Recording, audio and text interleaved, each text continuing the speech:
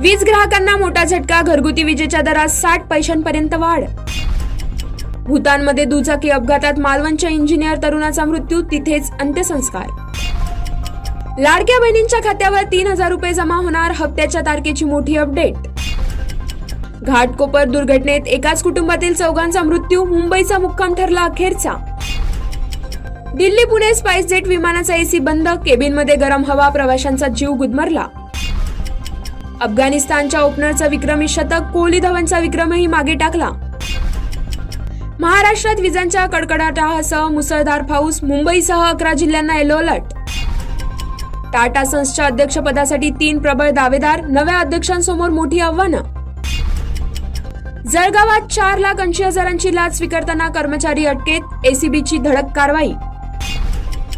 इराणच्या धोक्यामुळे ट्रम्प यांचा गुप्त प्रवास, विमान बदलण्यासाठी केटरिंग ट्रक्सचा वापर.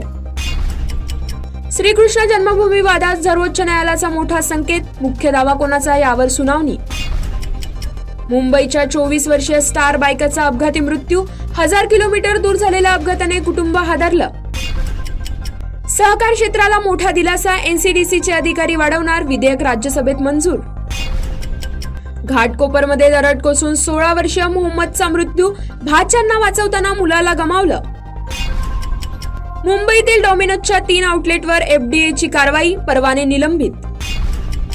इम्रान खान यांच्या तुरुंगातील मृत्यूचा दावा, पाकिस्तानच्या पत्रकाराच्या वक्तव्याने खळबळ. मुळशी पॅटर्न 2ला मुळशीकरांचा विरोध, चित्रपटाच्या नावावरून प्रवीण तरडेच्या वाढल्या अडचणी. डीएसके ठेवीदारांना मोठा दिलासा, पैसे परत मिळवण्याच्या प्रक्रियेला वेग.